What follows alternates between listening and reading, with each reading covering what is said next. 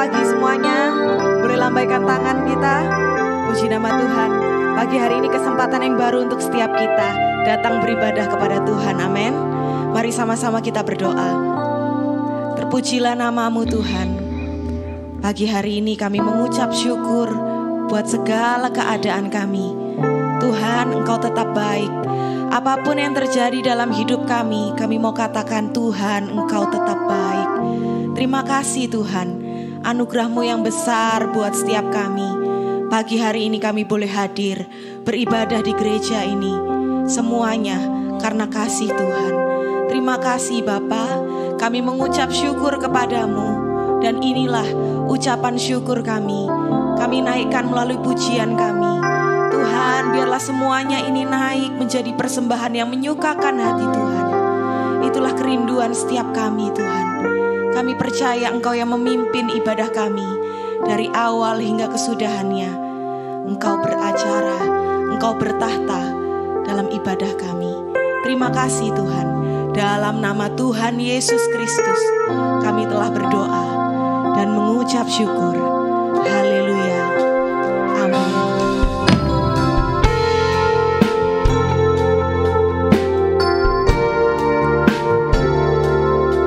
Terpujilah nama-Mu Tuhan.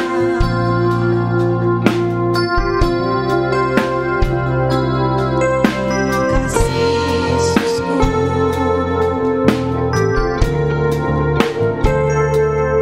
Tiada yang seperti-Mu Tuhan Yesus. Inilah pujian kami.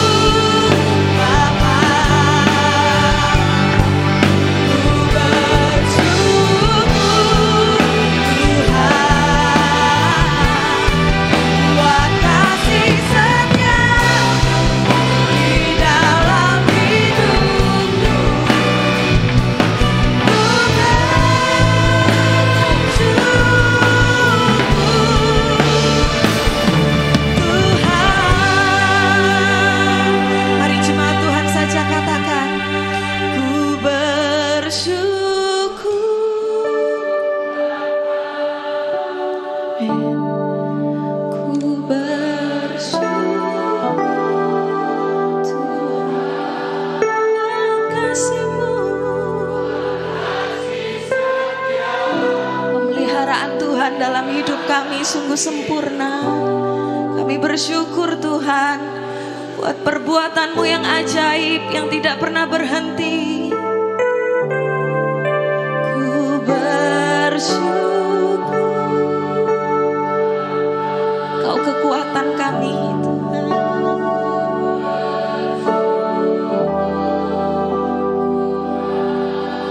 Buat kasih-Mu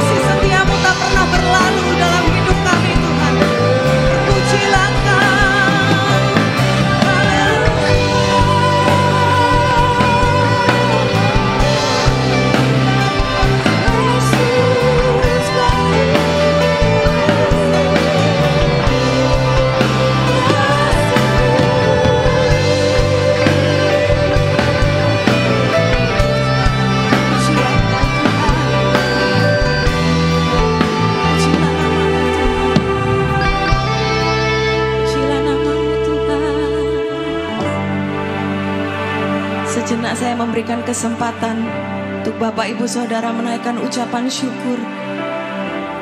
Doa ucapan syukur di hadapan Tuhan. Pribadi lepas pribadi. Mari naikkan ucapan syukurmu. Terima kasih Tuhan.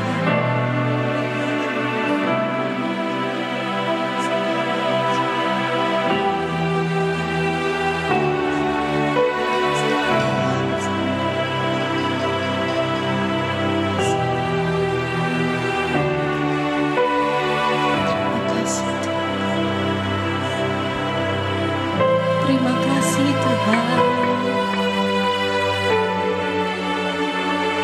Tuhan Yesus, kami menyadari Tuhan, bahwa tidak ada kasih yang lebih besar dari kasih-Mu. Engkau mencintai kami apa adanya, bahkan di saat kami masih berdosa Tuhan. Terima kasih Tuhan. Tidak ada pribadi yang sanggup, yang mau menerima kami seperti Engkau menerima kami. Engkau yang paling mengenal isi hati kami Tuhan. Sungguh tidak ada satupun yang tersembunyi di hadapan Tuhan. Pagi hari ini Tuhan, Engkau melihat setiap hati kami. Tuhan, kami sungguh bangga memiliki Engkau. Sekalipun hidup kami tidak mudah Tuhan, banyak hal harus kami alami, tapi satu hal kami tahu, Tuhan tidak pernah meninggalkan kami. Tuhan, Engkau setia, dan itu cukup buat kami. Terpujilah nama-Mu Tuhan. Terima kasih Tuhan Yesus. Terima kasih Tuhan. Terima kasih Tuhan. Inilah ucapan syukur kami. Inilah pujian kami Tuhan. Kami mau naikkan dengan penuh sukacita, dengan segenap kekuatan kami. Terpujilah nama-Mu Tuhan. Pujilah nama-Mu Tuhan. Kami bersuka sebab Tuhan mengasihi kami, sebab Tuhan hadir dalam hidup kami. Engkau menyempurnakan hidup kami Tuhan. Dalam nama Tuhan Yesus Kristus, kami telah berdoa dan mengucap syukur. Haleluya. Amin. Terpujilah nama-Mu Tuhan. Haleluya. Terima kasih Tuhan.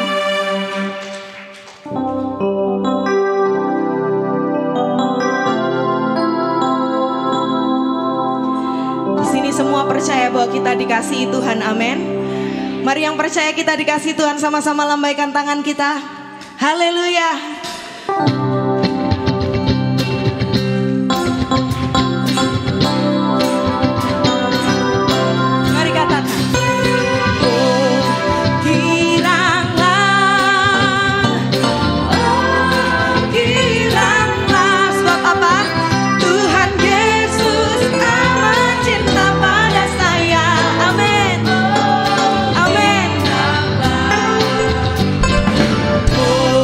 Kiranya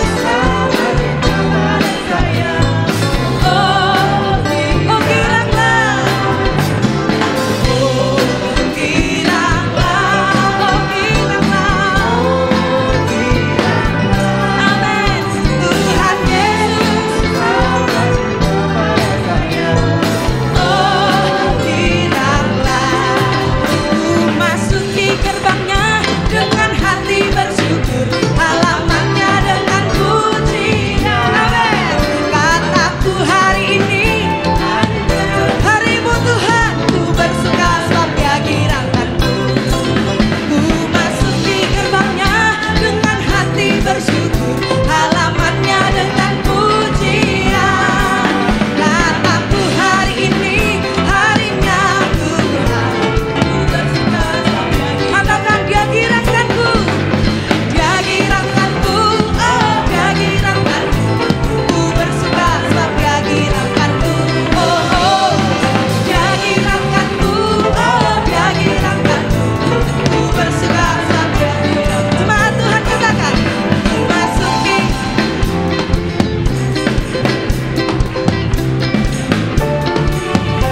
Kataku hari ini. Jemaat Tuhan sama-sama katakan, dia giranganku, oh dia giranganku. Bersuka sebab dia giranganku, dia giranganku, oh dia giranganku. Ku bersuka sebab dia giranganku. Dia giranganku, dia giranganku. Ku bersuka sebab dia giranganku, oh oh. Dia giranganku, oh dia giranganku. Ku bersuka sebab dia giranganku. Dia giranganku, oh dia giranganku. Ku bersuka sebab dia giranganku, oh oh. Dia giranganku, oh dia giranganku. Ku bersuka sebab dia giranganku. Ku bersuka sebab dia giranganku. Ku bersuka sebab dia giranganku. Oh, amin. Amin. Yang percaya cinta Tuhan terbesar boleh sama-sama lambaikan tangannya. Haleluya. Haleluya. Cintamu terlebih besar dari semua cinta yang ada di dunia. Ku terpesona karenamu, cintamu terbesar. Cuma Tuhan, cintamu terlebih besar dari semua cinta yang ada di dunia. Ku terpesona karenamu, cintamu terbesar. Cintamu terlebih besar dari semua cinta yang amin. Ku terpesona karenamu. Sekali lagi kita katakan, cintamu terlebih besar dari semua cinta yang ada di dunia. Ku terpesona karenamu, cintamu terbesar. Cintamu terbesar. Cintamu terbesar. Amin. Segala kemuliaan hanya bagimu Tuhan. Silakan duduk kembali. Terima kasih Tuhan, sukacitamu mengalir buat kami. Engkaulah pemilik kehidupan kami. Kami percaya kepadamu Tuhan. Terima kasih Tuhan.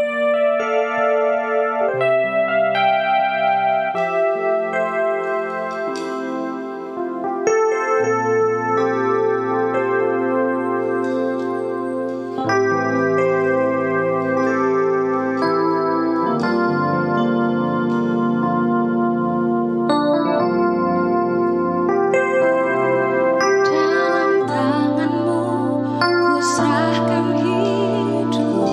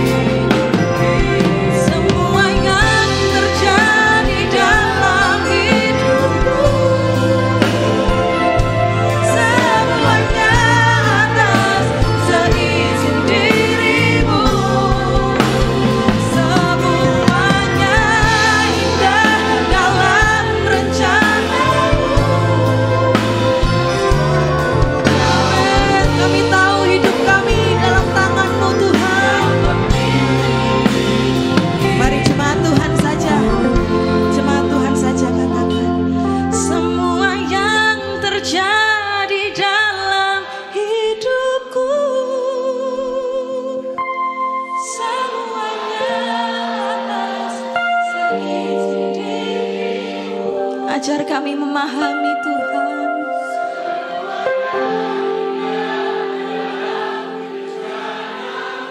Amin. Sebab ku tahu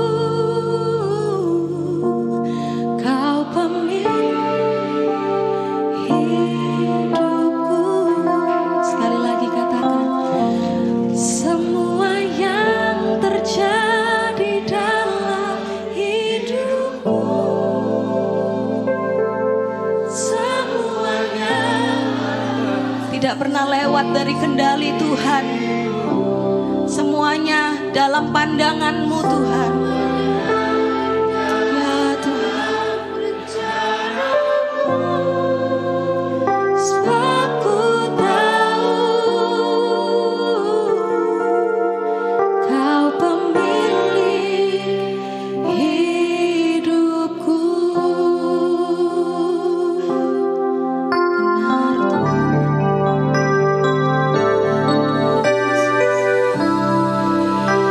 kebaikan-Mu penuh. Mari sama-sama katakan, kebaikan-Mu penuh. Semua Kau rancangkan, semua Kau rancangkan baik bagiku. Amin. Tuhan, kami percaya kebaikan-Mu penuh.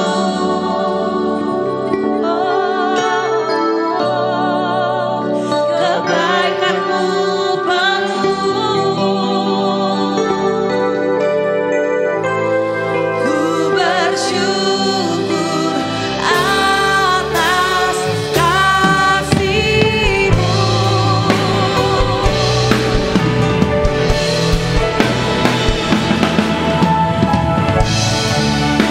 Kebaikan-Mu penuh, kebaikan-Mu penuh.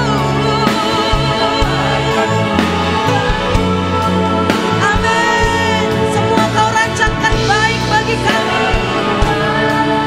Kau rancangkan baik bagiku. Kami percaya Tuhan, kebaikan-Mu penuh. Haleluya.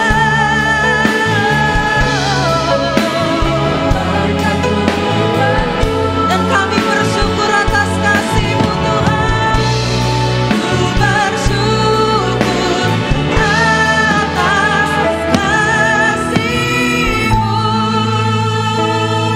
Mari sama-sama nyatakan dengan kesungguhan hatimu, kebaikan-Mu penuh Tuhan. Kebaikan-Mu penuh. Amin. Kebaikan-Mu penuh. Semua Kau rancangkan baik bagiku.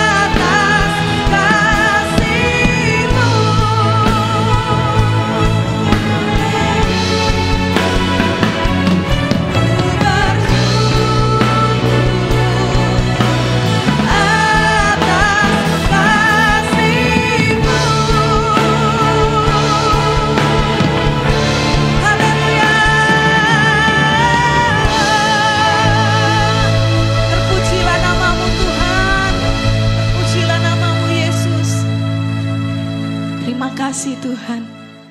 Terima kasih Tuhan. Hidup kami penuh dengan kebaikan Tuhan. Dengan kemurahan Tuhan. Kami mau pergunakan hidup ini sebaik-baiknya untuk menyukakan hati-Mu Tuhan. Ubahkan kami Tuhan. Melalui kebenaran firman-Mu yang sebentar akan kami dengar bersama. Kami percaya apapun yang keluar dari lidah bibir hamba-Mu, semuanya adalah isi hati Tuhan buat setiap kami. Tuhan baik. Tuhan masih mau berbicara untuk setiap kami. Terpujilah nama-Mu Tuhan. Dalam nama Tuhan Yesus Kristus kami telah berdoa dan mengucap syukur. Haleluya. Amin. Silahkan duduk kembali.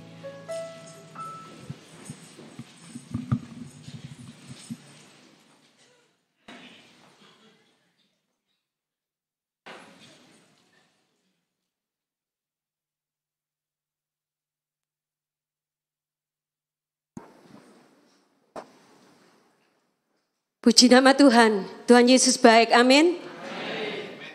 Seperti judulnya, bangunlah dan raih kemenangan. Saat saya nanti berbicara, prajurit Kristus, saudara akan jawab, bangunlah dan raih kemenangan, amin. Yuk ya, 3, 2, 1. Prajurit Kristus, bangunlah dan raih kemenangan. Satu kali lagi, prajurit Kristus, bangunlah. Amin. Berikan sorak-sorai yang paling meriah untuk Tuhan kita. Bersama dengan Tuhan, kita pasti menang. Amin. Mari kita belajar dari firman Tuhan pada pagi hari ini. Di dalam 2 Timotius, pasal yang kedua.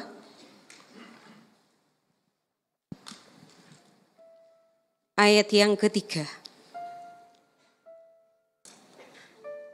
Sudah mendapatkan?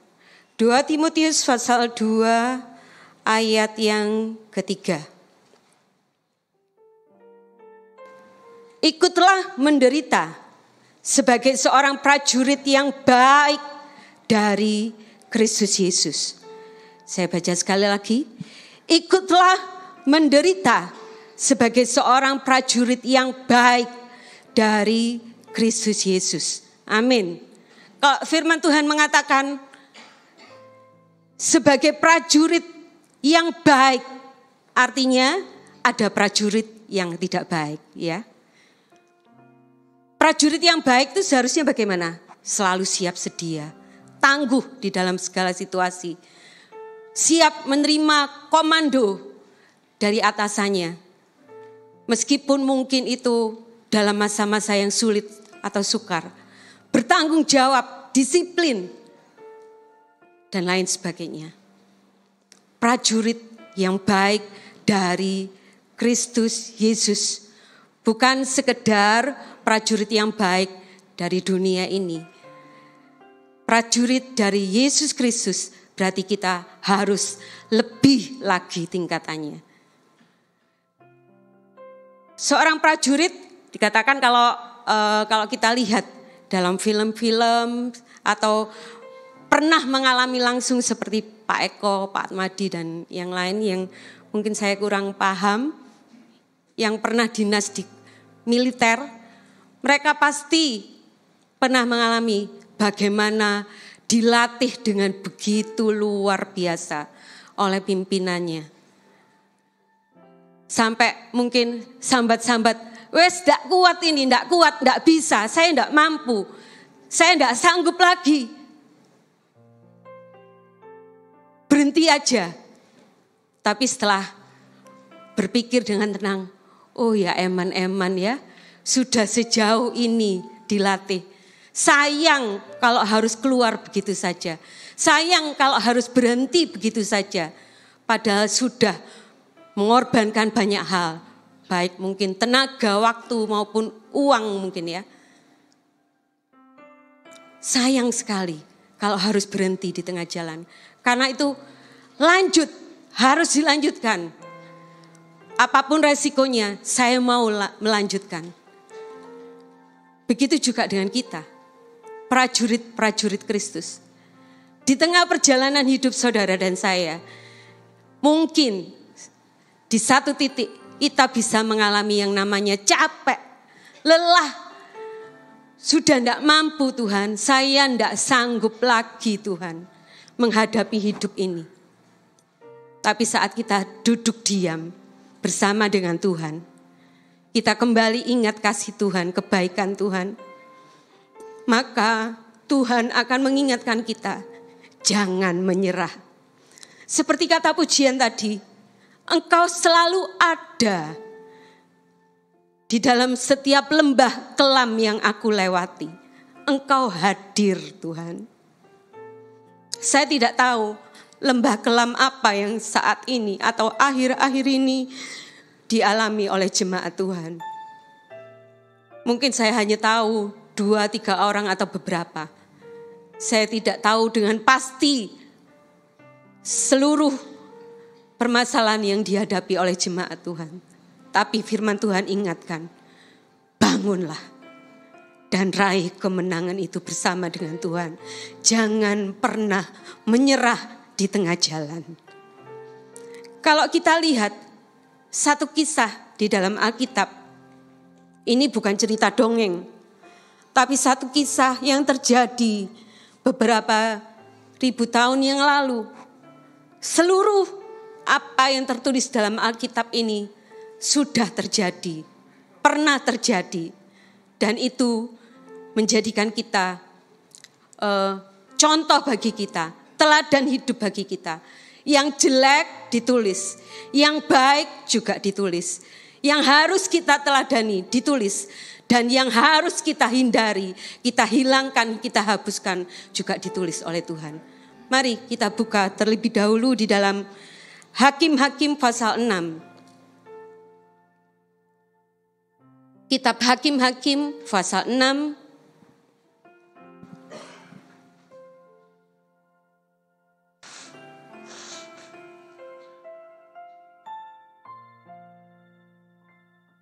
Mulai ayat 1 saya bacakan untuk saudara dan saya.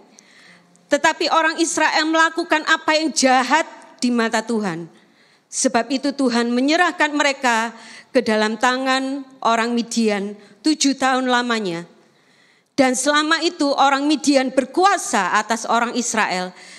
Karena takutnya kepada orang Midian itu, maka orang Israel membuat tempat-tempat perlindungan di pegunungan, yakni gua-gua dan kubu-kubu.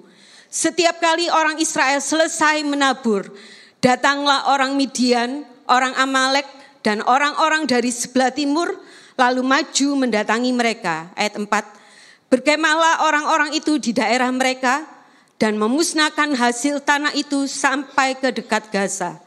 Dan tidak meninggalkan bahan makanan apapun di Israel. Juga domba atau lembu atau keledai pun tidak. Sebab orang-orang itu datang maju dengan ternaknya dan kemahnya. Dan datangnya itu berbanyak-banyak seperti belalang. Orang-orangnya dan unta-untanya tidak terhitung banyaknya. Sekaliannya datang ke negeri itu untuk memusnahkannya. Sehingga orang Israel menjadi sangat melarat oleh perbuatan orang Midian itu. Lalu berserulah orang Israel kepada Tuhan. Kita sebagai prajurit Kristus, memang kita tidak punya seragam tentara. Kita tidak punya pangkat kemiliteran. Tapi kita punya medan perang masing-masing. Baik sebagai ibu rumah tangga, pegawai negeri, wira swasta, atau karyawan swasta, sebagai orang tua, sebagai anak yang sedang sekolah, yang sedang kuliah, kita punya medan perang masing-masing. Kalau ditanya mungkin anak sekolah dikatakan, apa medan perangmu? Kalau menghadapi ujian matematika. Mungkin seperti itu ya, itu medan perangnya mungkin ya. Apa musuhmu? Waduh, fisika. Ya, soalnya saya juga kurang bisa pelajaran itu waktu SMA juga. Tapi kalau soal sejarah, geografi, it's okay. Ya. Kita punya medan perang masing-masing. Tapi Tuhan katakan, jadilah prajurit yang baik dari Kristus Yesus. Dalam Hakim-Hakim ini kita sudah membaca bagaimana bangsa Israel punya medan perang sendiri. Mereka harus menghadapi Midian dan Amalek, musuh bebuyutan yang terus-menerus menghantui bangsa Israel. Kalau dikatakan, kenapa kok bangsa Israel bisa mengalami hal yang tidak mengenakkan seperti ini? Kalau kita baca di dalam ayat yang ke-1 dikatakan, karena orang Israel melakukan apa yang jahat di mata Tuhan. Karena itu Tuhan menyerahkan mereka ke dalam tangan musuh. Ternyata bangsa Israel bisa menjadi prajurit-prajurit yang tidak baik di mata Tuhan.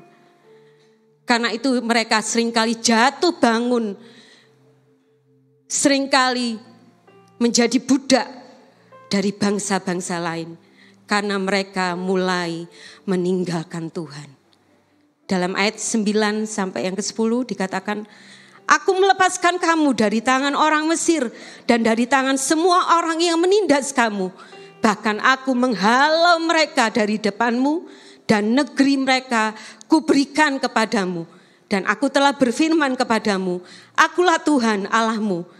Maka janganlah kamu menyembah Allah orang Amori yang negerinya kamu diam ini. Tetapi kamu tidak mendengarkan firmanku itu. Dosa, kejahatan berhubungan erat dengan ketidaktaatan. Berhubungan erat dengan ketidaksetiaan.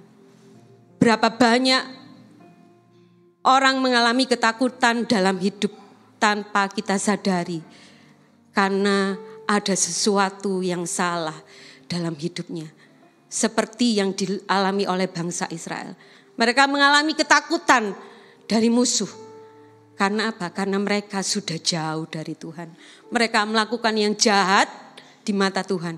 Mereka melanggar firman Tuhan dan tidak mau lagi mendengar firman Tuhan. Saat dosa membuat kita mengalami banyak masalah di dalam hidup. Seharusnya kita mulai sadar. Kenapa ya? Kok masalah ini terus menerus silih berganti dalam hidup saya? Kenapa ya pekerjaan saya kok seringkali gagal? Ada dua hal. Bisa itu sebagai proses dalam hidup saudara dan saya untuk memurnikan iman kita. Tapi yang kedua adalah sebagai teguran Tuhan. Supaya kita boleh mengoreksi hidup kita kembali. Kalau memang masih ada dosa yang tersembunyi di hadapan Tuhan. Mari pagi ini Tuhan ingatkan. Segera putuskan. Supaya kita tidak menjadi budak dosa. Dan mengalami kehancuran. Bahkan kata firman Tuhan tadi sangat-sangat melarat. Tidak hanya melarat secara jasmani mungkin, tetapi rohani kita juga sudah mulai mengalami kemelaratan, kemiskinan. Tidak ada lagi harapan, tidak ada lagi sukacita, tidak ada lagi damai sejahtera, tidak ada lagi rasa kasih, ketaatan kepada Tuhan. Karena ada dosa yang masih ada dalam hidup kita. Puji syukur kepada Tuhan, pemilik hidup saudara dan saya itu. Kalau pagi hari ini dia masih ingatkan, jangan lakukan yang jahat. Jadilah prajurit yang baik dari Yesus Kristus. Orang-orang yang berbeda dari dunia ini. Kalau prajurit-prajurit secara jasmani mungkin mereka berusaha melakukan yang terbaik supaya naik pangkat, naik jabatan, dipuji oleh komandannya dan ini itu baik. Bahkan mereka bisa melakukan banyak cara, banyak hal yang dilakukan, menghalalkan banyak cara untuk memperoleh semuanya itu. Tapi kita anak-anak Tuhan diingatkan, dengar firman Tuhan, lakukan firman Tuhan itu, karena itulah yang menjadi kehidupan untuk saudara dan saya mengalami kemenangan yang sejati.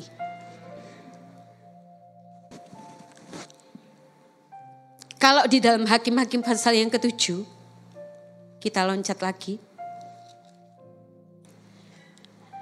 Gideon dipilih oleh Tuhan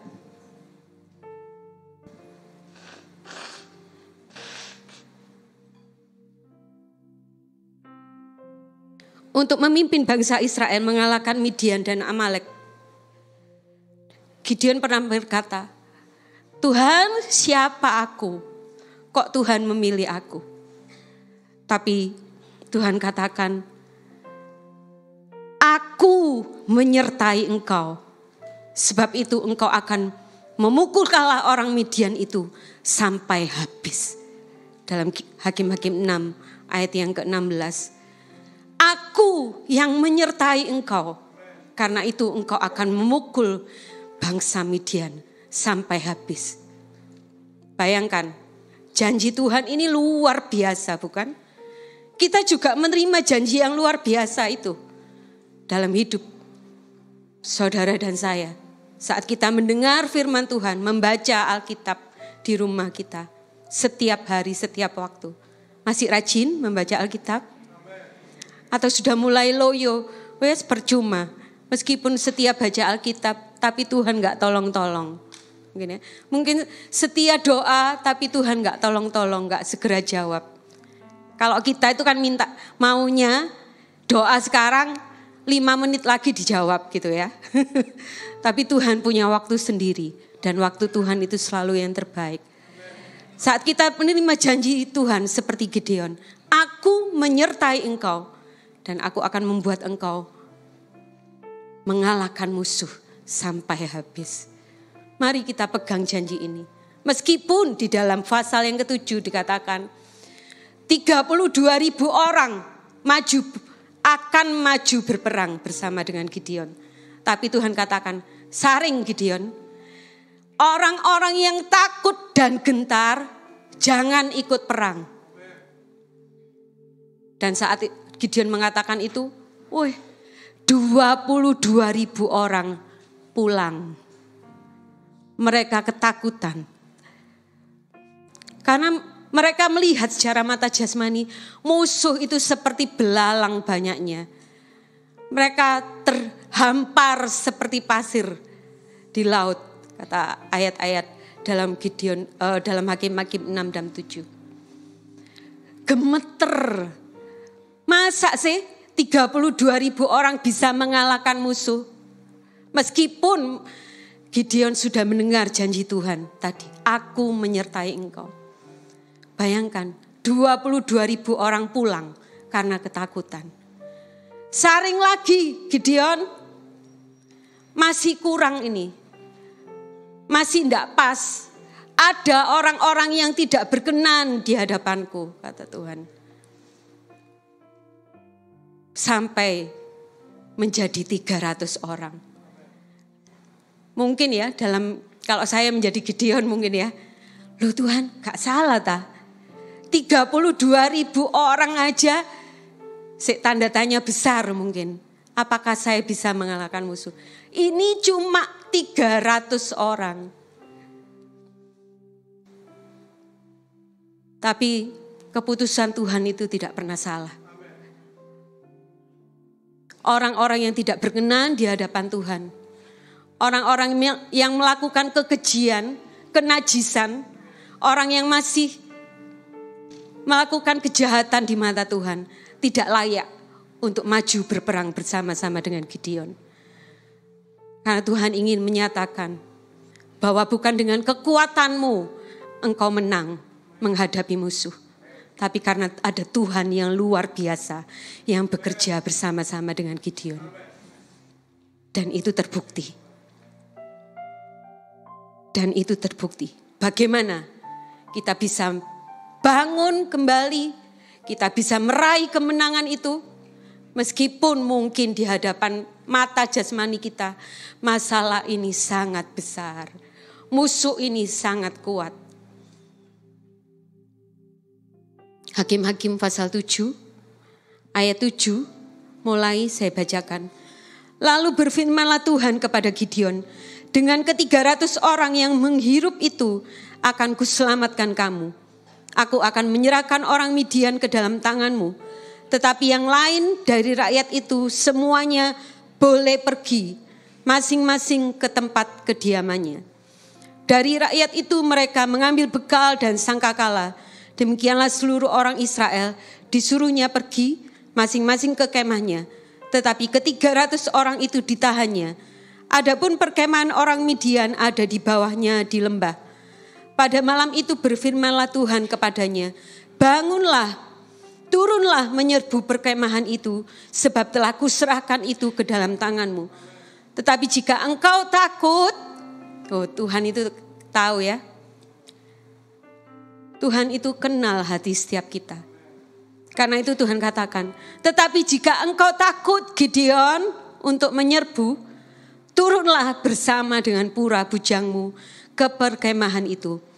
Maka kau dengarlah apa yang mereka katakan. Kemudian engkau akan mendapat keberanian untuk turun menyerbu perkemahan itu. Lalu turunlah ia bersama dengan pura bujangnya itu sampai kepada penjagaan terdepan laskar di perkemahan itu. Adapun orang Midian dan orang Amalek dan semua orang dari sebelah timur itu bergelimpangan di lembah itu seperti belalang banyaknya, dan unta mereka tidak terhitung seperti pasir di tepi laut banyaknya. Ketika Gideon sampai ke situ, kebetulan ada seorang menceritakan mimpinya kepada temannya. Katanya, aku bermimpi tampak sekeping roti jelai terguling masuk ke perkemahan orang Midian. Setelah sampai ke kemah ini, dilanggarnyalah kemah ini sehingga roboh dan dibongkar bangkirkannya. Demikianlah kemah ini habis runtuh. Lalu temannya menjawab, ini tidak lain dari pedang Gideon bin Yoas, orang Israel itu. Allah telah menyerahkan orang Midian dan seluruh perkemahan ini ke dalam tangannya. Ayat 15. Segera sesudah Gideon mendengar mimpi itu diceritakan dengan maknanya, sujudlah ia menyembah. Kemudian pulanglah ia ke perkemahan orang Israel lalu berkata, bangunlah, sebab Tuhan telah menyerahkan perkemahan orang Midian ke dalam tanganmu. Luar biasa ya. Setiap kali kita mendengar firman Tuhan, kita bisa mengalami yang namanya masih takut, masih lemah, masih kecewa, masih putus asa. Tapi Tuhan ingatkan, dengar lagi firman Tuhan. Dengar lagi firman Tuhan. Kalau Roma 10 ayat 17 mengatakan, iman itu timbul dari pendengaran. Pendengaran oleh firman Kristus. Apa yang saat ini seringkali saudara dengar? Apakah benar itu firman Tuhan? Ataukah kabar-kabar yang hanya membuat kita takut, gelisah, khawatir, kecewa, bahkan marah, mengalami kepahitan? Karena yang suka didengar dan disimpan dalam hati adalah omongan-omongan orang yang kadang mungkin menyakitkan hati kita. Bukan lagi firman Tuhan yang menghidupkan. Bukan lagi firman Tuhan yang memberikan janji kemenangan. Bukan lagi firman Tuhan yang mendatangkan damai sejahtera, sukacita. Tapi seringkali yang kita dengar, kita lihat, kita baca adalah kabar-kabar dari dunia ini yang bisa melemahkan iman saudara dan saya. Karena itu pagi hari ini Tuhan katakan, dengar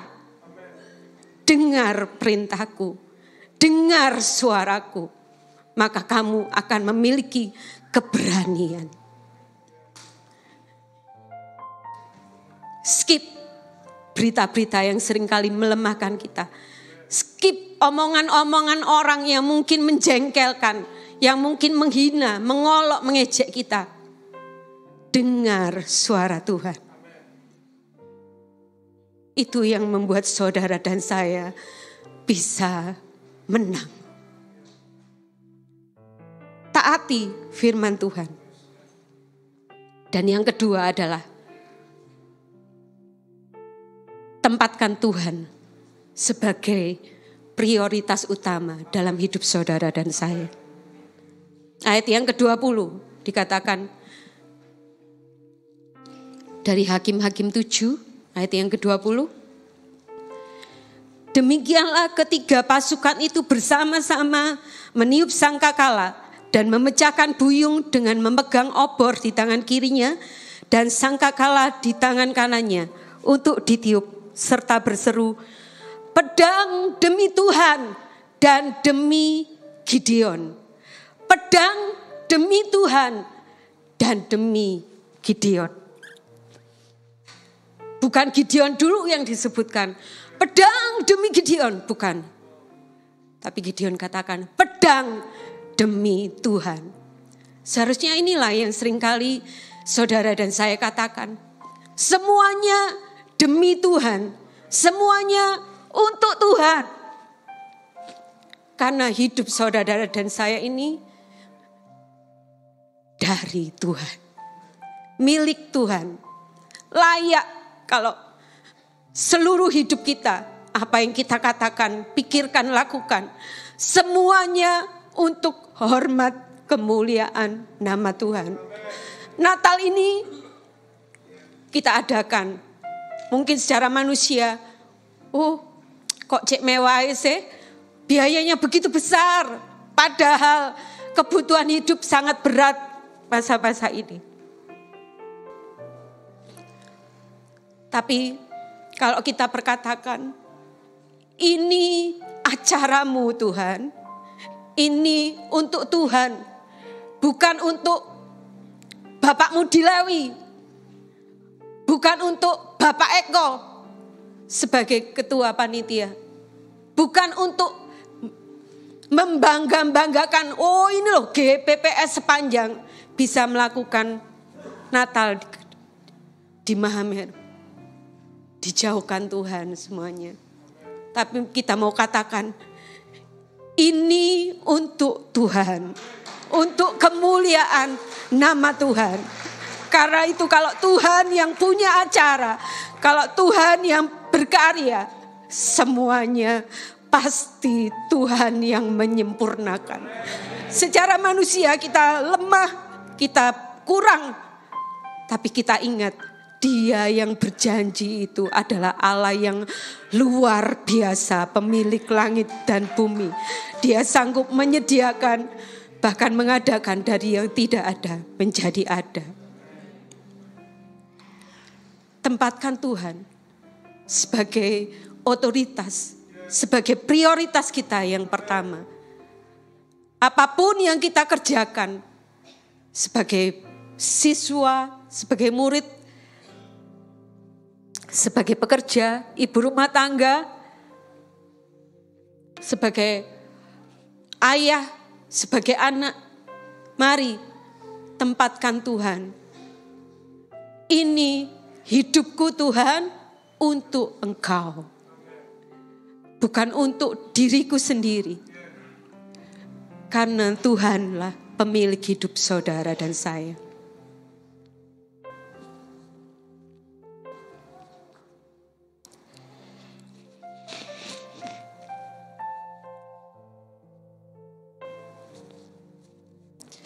Kalau kita ingat Daniel pasal 6, nanti saudara bisa baca sendiri di rumah kisah ini. Bagaimana orang-orang, para pejabat yang lain berusaha mencari kesalahan dari Daniel. Karena dia seorang yang luar biasa, baik di hadapan raja maupun di hadapan Tuhan. Seorang yang setia dan tekun beribadah, berdoa untuk Allahnya. Saat pejabat-pejabat yang lain berusaha menjatuhkan Daniel, mereka berupaya untuk menghasut raja dengan mengeluarkan perintah. Tuanku raja, keluarkanlah perintah yang tidak bisa digagalkan lagi. Bahwa selama 30 hari seluruh rakyat, baik tua, muda, miskin, kaya, tidak boleh melakukan pemujaan terhadap dewanya atau siapapun itu kecuali terhadap raja. Kalau dilanggar, hukumannya adalah gua singa. Woi, bagaimana kalau saudara dan saya pada saat itu ada di zaman itu dan seperti Daniel. Kalau saya merenungkan firman Tuhan ini ya, belum tentu kita bisa seperti Daniel. Tapi firman Tuhan ingatkan, kalau Daniel saja bisa, dia manusia yang sama seperti kita, maka kita pun pasti bisa. Saat Daniel mendengar perintah raja, dia segera masuk dan berdoa. Seperti yang biasa dia lakukan. Tetap tekun berdoa. Tetap setia melakukan apa yang menjadi kewajibannya sebagai milik Kristus. Dan saat orang-orang melihat, oh ini dia, saatnya ini. Kita lapor ke raja, dan setelah mereka melapor ke raja bahwa ada seseorang yang melanggar perintah raja, yaitu Daniel, kesayangannya raja. Oh, mereka segera menangkap Daniel dan memasukkannya ke dalam gua singa. Tapi apa yang dikatakan oleh raja? Daniel, semoga Allah yang kau sembah dengan tekun itu, dia yang akan melepaskan engkau. Tuh, bayangkan seorang raja yang tidak mengenal Allah yang disembah oleh Daniel bisa mengatakan hal yang luar biasa seperti ini. Karena apa? Karena dia melihat bagaimana cara hidup Daniel, sikap hidup Daniel. Sehingga apa yang dilakukan oleh Daniel ini membuat hati raja tergerak untuk berbelas kasihan. Mungkin seringkali kita yang disebut anak Tuhan, bahkan yang sudah berpuluh tahun masih punya karakter yang mungkin menjengkelkan, menyebalkan, bahkan tidak menyenangkan hati Tuhan. Karena itu kadang orang bisa mengatakan, wes biarno wes syukur dia ndak ada. Mungkin ya ada yang pernah mengatakan seperti itu. Jangan sampai hal itu terjadi. Mari koreksi karakter kita, cara hidup kita. Apakah saya ini sudah hidup memperkenankan hati Tuhan dalam setiap perkataan saya, tingkah laku saya? Apakah saya ini sudah jadi berkat buat orang lain atau malah jadi batu sandungan untuk orang lain sehingga orang tidak menyukai saya, sehingga orang membenci saya karena saya malas, karena saya nggak tekun, karena saya nggak disiplin, nggak bertanggung jawab dan lain sebagainya. Atau saya pinternya cuma gosip tok. Atau saya seringkali jatuh ke lubang yang sama. Seringkali berselingkuh, seringkali melakukan seks bebas, seringkali melakukan perzinahan dan lain sebagainya. Yang masih terus saya lakukan sampai saat ini. Karena itu keluarga saya membenci saya. Karena itu saya tidak disukai oleh orang-orang di sekeliling saya. Tuhan ingatkan lewat firman Tuhan pagi hari ini. Perbaiki hidup kita. Kalau Daniel bisa memperkenankan hati raja, memperkenankan hati Tuhan, lewat tingkah lakunya, kesetiaannya, ketekunannya, karakternya yang baik, sehingga tidak didapati sesuatu celah apapun. Raja yang tidak mengenal Allah ini bisa mendoakan dia yang terbaik.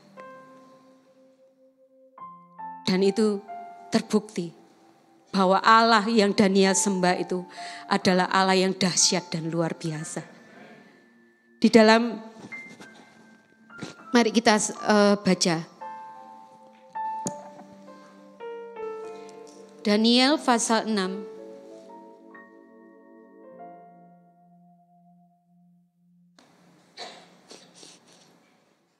ayat 27 sampai yang ke-29.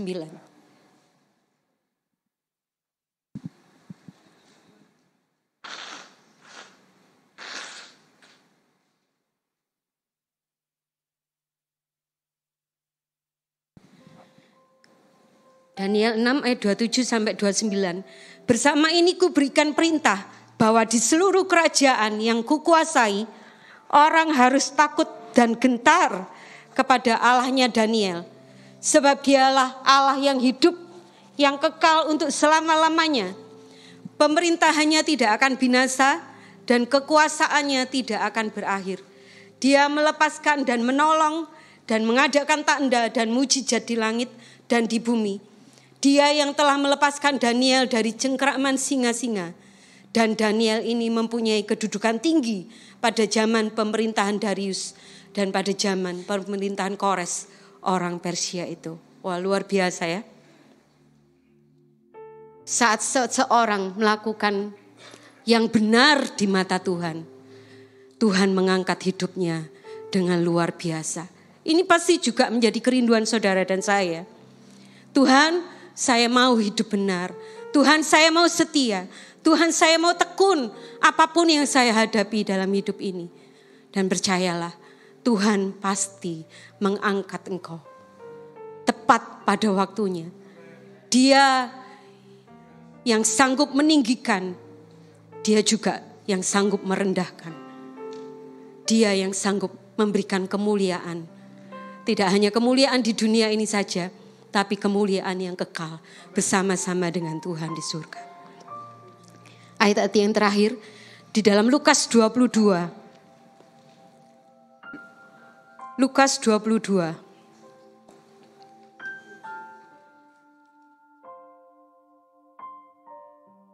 Ayat 40. Setelah tiba di tempat itu, ia berkata kepada mereka, berdoalah supaya kamu jangan jatuh ke dalam pencobaan. Kemudian ia menjauhkan diri dari mereka kira-kira sepelempar batu jaraknya.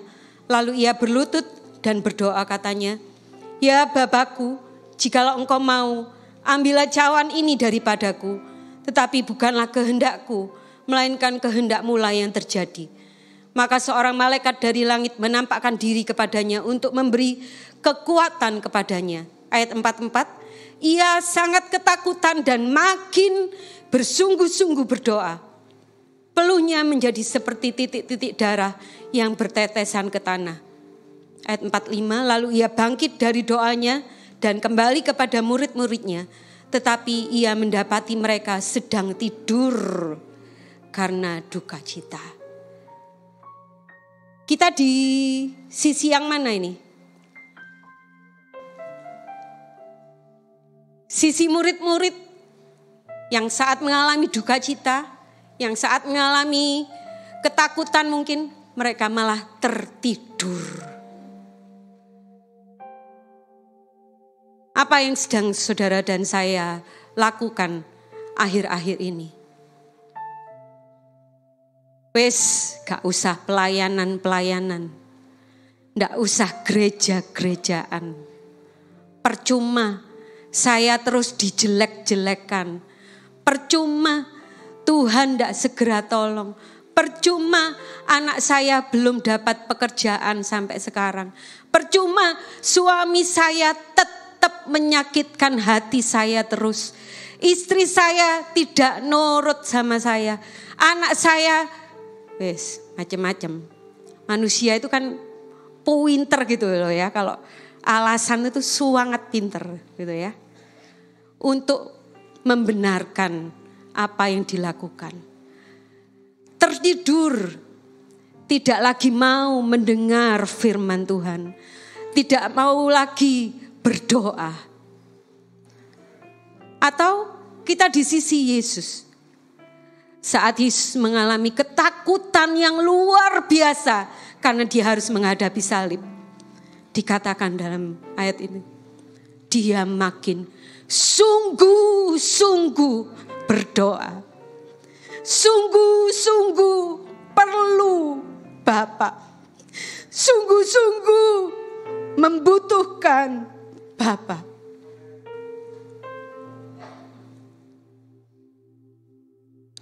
Karena dia tahu hidupnya, tujuan hidupnya adalah untuk melakukan kehendak Bapa. Karena itu dia mengambil keputusan untuk sungguh-sungguh berdoa. Seharusnya kita yang katanya murid Kristus, Kristen itu kan murid Kristus kan, harus sama dengan guru kita. Kalau dia menghadapi permasalahan yang luar biasa, harus mengalami penderitaan yang tidak seharusnya dia tanggung, dia makin sungguh-sungguh berdoa. Bukan mencari kambing hitam, bukan. Salah si A itu loh, salah si B itu loh, salah si C. Tidak. Dia mengambil keputusan makin sungguh-sungguh. Kita mau juga seperti Yesus. Apapun yang saudara dan saya alami, mari makin sungguh-sungguh dengan Tuhan. Buang segala yang jahat. Singkirkan kenajisan. Karena orang yang masih seperti anjing, kata hakim-hakim tadi, tidak layak untuk ikut berperang bersama dengan Tuhan. Mereka harus disingkirkan. Mereka harus pulang. Anjing itu berbicara tentang kenajisan dan dosa yang masih terus dilakukan.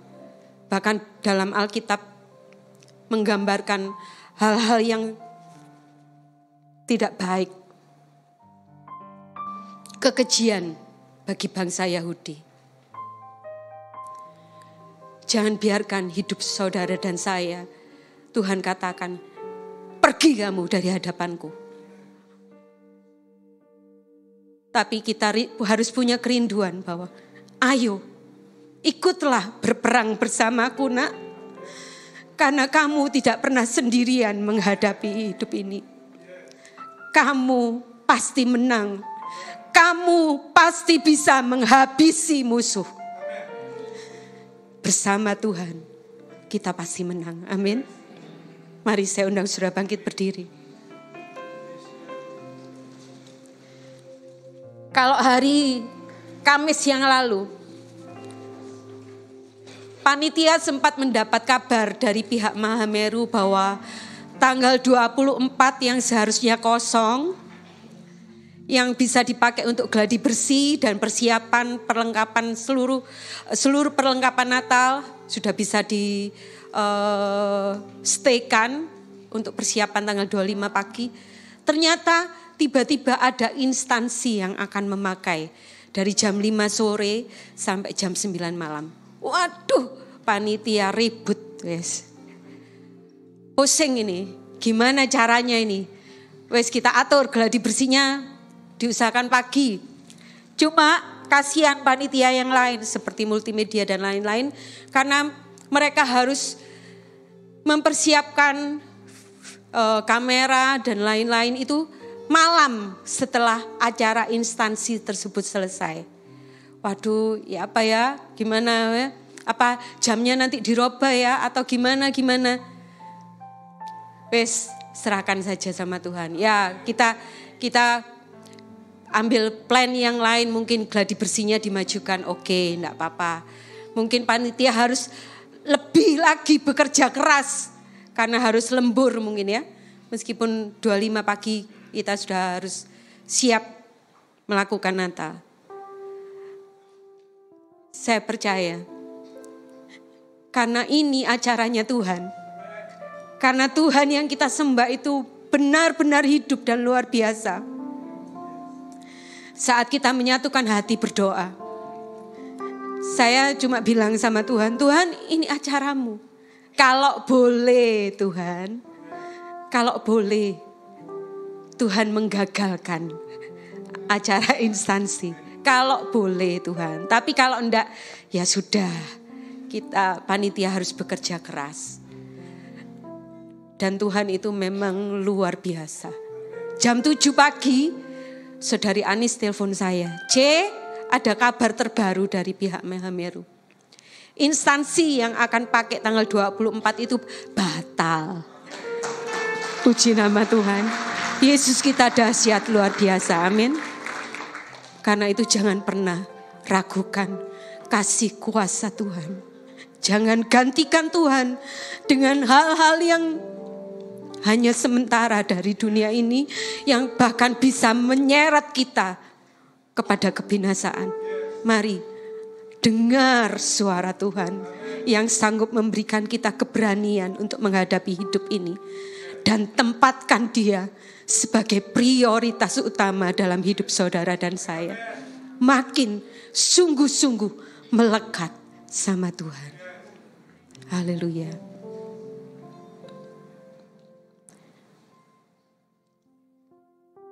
Bersamamu Bapa.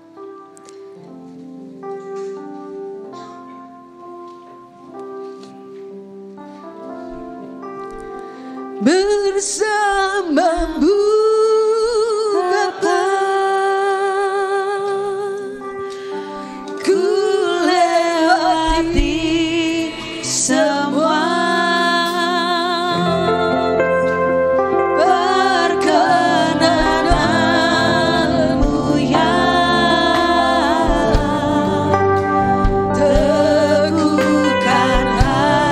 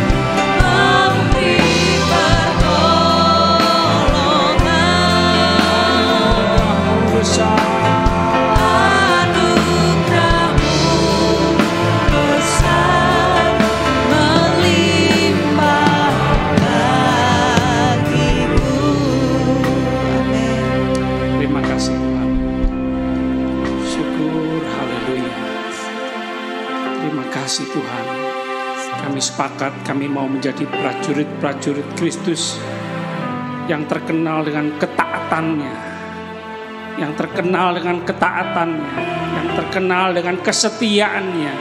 Kami mau taat, kami mau setia, kami harus taat, kami harus setia, karena Tuhan Yesus Kristus, komandan di atas segala komandan, sudah membuktikan ketaatannya, kesetiaannya sampai mati di atas kayu salib. Siapa kami Tuhan? Kami harus sama seperti Kristus. Haleluya. Terima kasih Tuhan, terima kasih. Tuhan berkati hamba-Mu yang sudah menyampaikan isi hati-Mu kepada kami semua. Haleluya. Terima kasih, kami mau terus merapatkan barisan. Haleluya. Satu komando dari Tuhan Yesus Kristus. Terima kasih Tuhan, terima kasih.